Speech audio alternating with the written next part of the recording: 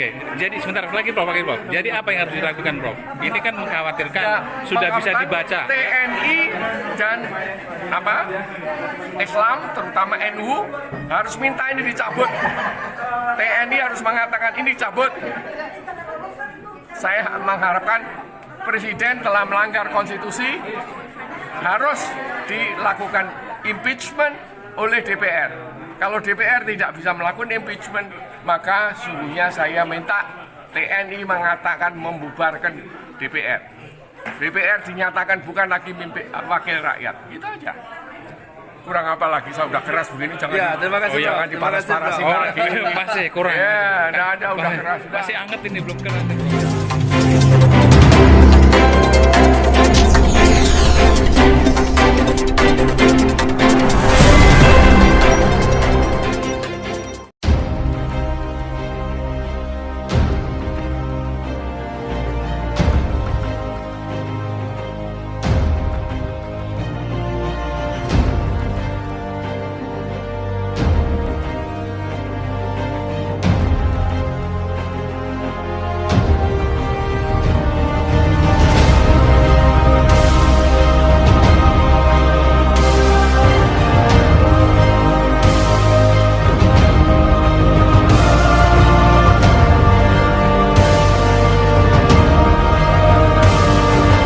Program pelaksanaan rekomendasi penyelesaian non-yudisial pelanggaran HAM berat yang akan diberikan secara simbolik kepada 8 orang perwakilan oleh Presiden Republik Indonesia. Implementasi ini dilaksanakan oleh Kementerian Luar Negeri, Kementerian Hukum dan HAM, Kementerian Pertanian, Kementerian PUPR, Kementerian Kesehatan, Kementerian Pendidikan, Kebudayaan, Riset dan Teknologi, Kementerian Sosial, Kementerian Ketenagakerjaan, Kementerian Pariwisata dan Ekonomi Kreatif, Kementerian Koperasi dan UKM, serta Kementerian BUMN. Untuk itu, perwakilan penerima dimohon naik ke panggung.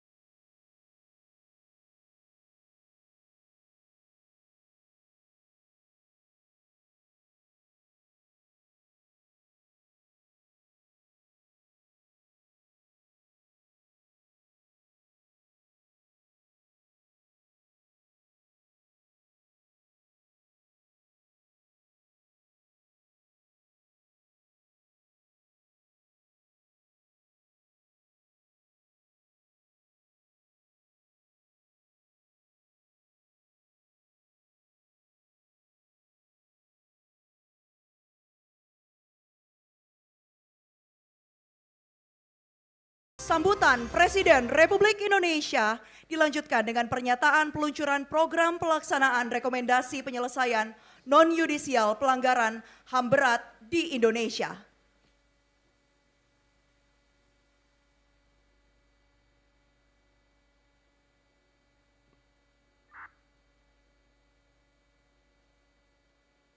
Bismillahirrahmanirrahim.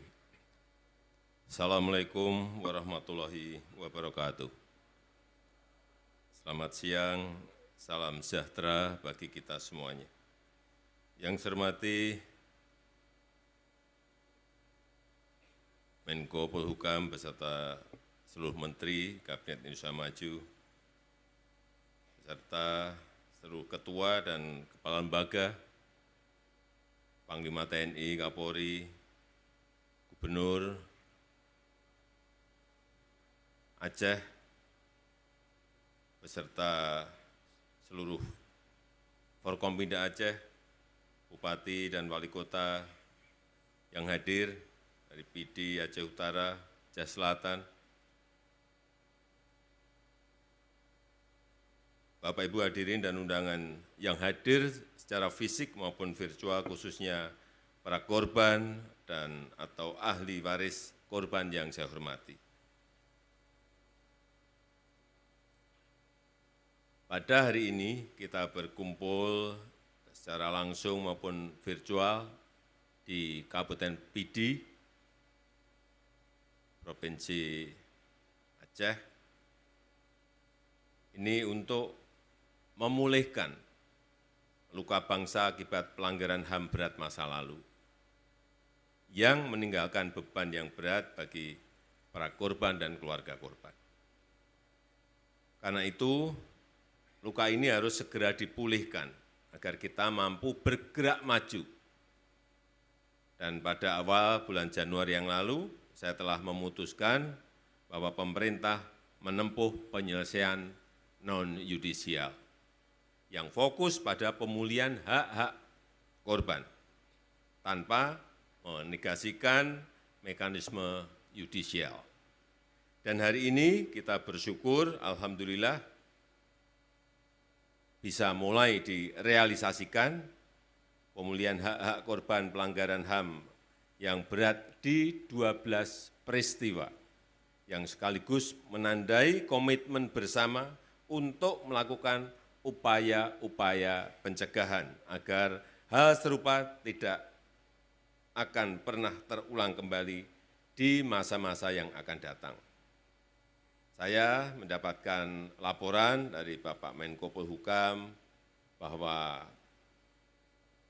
korban dan keluarga korban di Aceh telah mulai mendapatkan pelatihan-pelatihan untuk meningkatkan keterampilan kerja, jaminan hak untuk kesehatan, jaminan keluarga harapan, dan perbaikan tempat tinggal, serta pembangunan fasilitas lainnya. Itu saya minta maju ke depan, tadi yang mendapatkan beasiswa,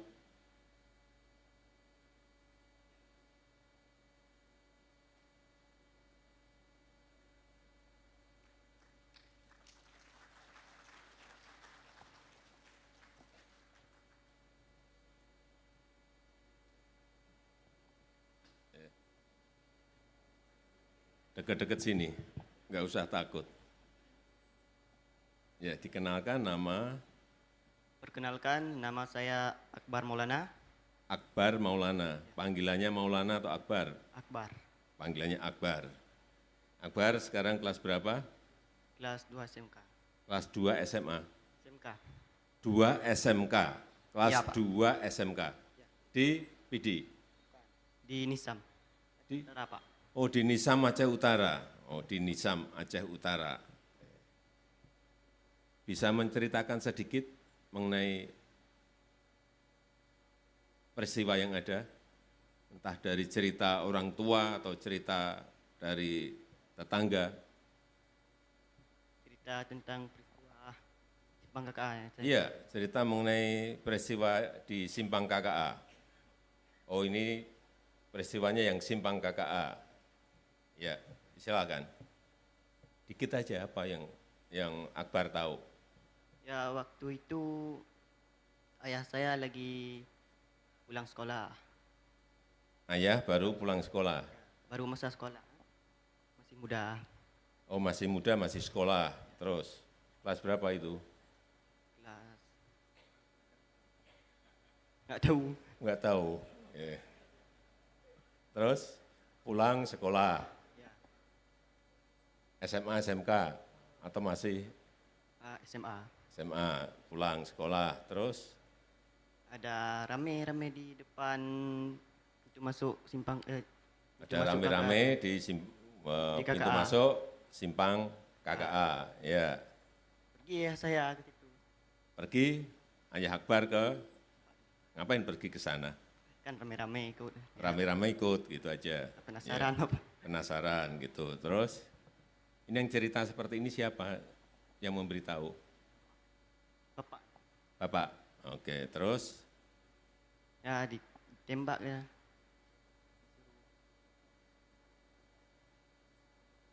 ketembak di situ. Ya. Terus Akbar lahir. Mana ada. Gimana? Ceritanya gimana? Habis tembak ya jarak Pak. Habis ditembak, Bapak saya tiarap. Terus nggak tahu lagi. Udah habis cerita. terus Kan nggak semua dicerita, mana tahu saya. tidak semua diceritakan sehingga nggak tahu. Ya, Berarti peristiwa ini sudah berapa tahun? Akbar saat itu belum lahir. oh belum lahir. Bentar. Yang ikut dalam peristiwa itu bapaknya Akbar. Ya, Bapak. Waktu masa sekolahnya Bapak, bukan saya. Waktu Ya, Bapak masih muda. Masih muda, Ya, kok belum lahir? belum. Bapaknya belum nikah. Belum.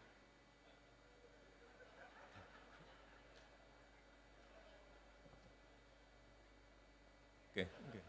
Nah. Terus ini dapat beasiswa apa ini? Beasiswa sama jaminan kartu Indonesia Sehat. Iya. Beasiswa untuk sekolah di SMK Ya, plus universitas. Ya, Universitas juga. ya masuk. Iya. Iya. Iya, Saya kan belum ngecek ini apa dapatnya apa. Beasiswa SMK dan universitas. Karena Pak Menterinya nggak ada, saya nggak bisa tanya. Pak Menko betul? Betul. Ya, apa yang ingin Akbar sampaikan di majelis ini? Nggak ada. nggak tahu lah. Nggak tahu, ya udah, selamat. Udah. Terima kasih Akbar, makasih. Ini, kasih. Saya masih belum nangkep. Ya. Kemudian pada siang hari ini juga hadir 2 orang dari Rusia dan juga dari Ceko, yaitu Bapak Suryo Martono, ini dari Ceko, dan juga Bapak Sudaryanto Priyono dari Rusia. Boleh naik ke panggung, Pak? Beliau ini datang jauh dari Ceko dan dari Rusia.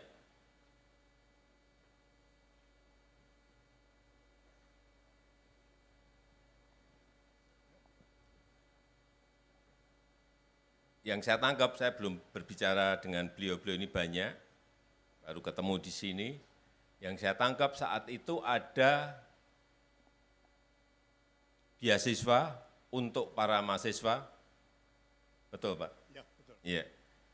Dan dikirimkan dari PTI. Indonesia ke Rusia maupun ke Ceko. Kemudian ada peristiwa 65, beliau-beliau ini tidak bisa kembali ke Indonesia. Bayangkan, masih mahasiswa. Mungkin Pak Suryo Martono bisa bercerita pendek. Ya, pada waktu September 30, 65 terjadi sesuatu peristiwa di Indonesia yang menyangkut adanya kudeta di Indonesia, dan apa yang kita terima adalah bahwa kudeta itu didalangin oleh Bung Karno. Dan buat saya pribadi itu sangat tidak masuk akal, sebab Bung Karno waktu itu sudah menjadi presiden dan dengan kedudukan yang kuat. Pak Suryo saat itu umur berapa? Saya waktu itu umur 20, itu tahun 65 berarti 22. Umur 22, 22, menjadi mahasiswa di mana? Di Ceko. Universitas di Ceko. Ya, yaitu Sekolah Tinggi Ekonomi. Sekolah Tinggi Ekonomi di Ceko atas beasiswa dari negara. Dari negara lewat Kementerian PTIP, Perguruan Tinggi dan Ilmu Pengetahuan. Dikirim oleh negara lewat PTIP Ya, atas semuanya biaya negara. ya. Iya. Dengan perjanjian bahwa nanti setelah kita lulus harus bekerja untuk negara paling tidak selama 3 tahun. Oh, maka ikatan dinas Iya. harus bekerja untuk negara Iya. selama 3 tahun. Iya, iya. Tetapi karena peristiwa 65 Bapak tidak bisa kembali. Tidak bisa. Ya, tidak bisa kembali. Tidak bisa kembali atau takut kembali? Tidak bisa kembali karena saya dicabut paspor. Saya dan 16 teman-teman di PPI Cekoslowakia waktu itu Dicabut semua paspornya. dicabut semua karena kita tidak mau menandatangani persetujuan atas terbentuknya pemerintahan Yang baru. yang baru. Oke. Ya. Kemudian Pak Suryo Martono sekarang umur berapa? Dulu Saya- umur 22, sekarang umur berapa? 80. 80. Ya, bulan Desember. Kelihatan masih 40. Terima kasih. Pak Sudaryanto dulu juga sama, dikirim oleh negara dari beasiswa. Saya dikirim oleh oleh Departemen Koperasi dan Transmigrasi Indonesia. Dikirim oleh Departemen Koperasi. Ya, kemudian menjadi mahasiswa di Institut Koperasi Moskow. Sekolah di Institut Koperasi Moskow. Ya, atas beasiswa pemerintah Uni Soviet. Oh, yang memberikan beasiswa pemerintah Soviet. Ya. Oke. Terus? Terus setelah terjadi peristiwa 65, karena saya tidak memenuhi syarat screening, pada itu dilakukan karena di sana ada poin bahwa harus mengutuk Bung Karno. Ini yang langsung tidak saya terima dan akhirnya dalam seminggu sesudahnya saya menurut surat pemberitahuan bahwa paspor saya sudah dicabut dan saya kehilangan kewarganegaraan. kemudian Bapak sampai sekarang tinggal di Rusia, Ya. di Moskow. Ya, sesudah itu saya mendapat jaminan dari pemerintah Uni Soviet untuk tetap belajar dan menyelesaikan pelajaran di sana, kemudian dikasih pekerjaan sampai sekarang. Tapi saya sekarang sudah pensiun, jadi sudah meninggalkan arena. Saya sempat untuk menjadi dosen di Universitas Koperasi Rusia, menjadi dekan dan telah mengadakan beberapa kunjungan ke Indonesia, mengadakan beberapa pembicaraan dengan universitas-universitas di Indonesia, membaca sedikit informasi dan Indonesia. Jadi hubungan dengan Indonesia sesudah tahun 2000 kembali normal. Ya, kemudian pemerintah Indonesia memberikan kesempatan untuk bisa mengunjungi Indonesia di mana diperlukan. Pak Daryanto sama Pak Suryo ingin jadi warga negara Indonesia lagi enggak? Sudah direncanakan, Pak. Soalnya saya kan bukan sendirian, jadi sudah punya tiga Oh, cucu. sudah Tiga punya cucu. keluarga Iya, besar. dan di sini ada 3 cucu, jadi Istri dari dari Rusia. Iya. Wah, bawa ke Indonesia kan belum tentu mau gitu ya. Ya belum tentu, tapi kalau diyakinkan saya kira bisa. Oh. Kalau Pak Surya pengen kembali. Saya belum punya rencana karena situasi yang semacam ini buat saya kejutan. Saya tidak mengira bahwa bisa terjadi langkah-langkah di dalam saya masih hidup. Ya. Terus terang saja, ini adalah suatu saat yang bersejarah, bukan saja buat saya sih sudah tidak, bukan apa-apa lagi. Yang terutama yang dari buat generasi muda, iya, maju ke depan. Ya, jika ingin kembali jadi WNI, ya saya gembira dan kita semua saya kira gembira. Terima kasih. Untuk menunjukkan bahwa memang negara ini melindungi warganya. Terima kasih, Pak. Pak Daryanto, Pak Suryo, terima kasih. Silahkan kembali. Terima kasih, Mas. Terima kasih. Terima kasih.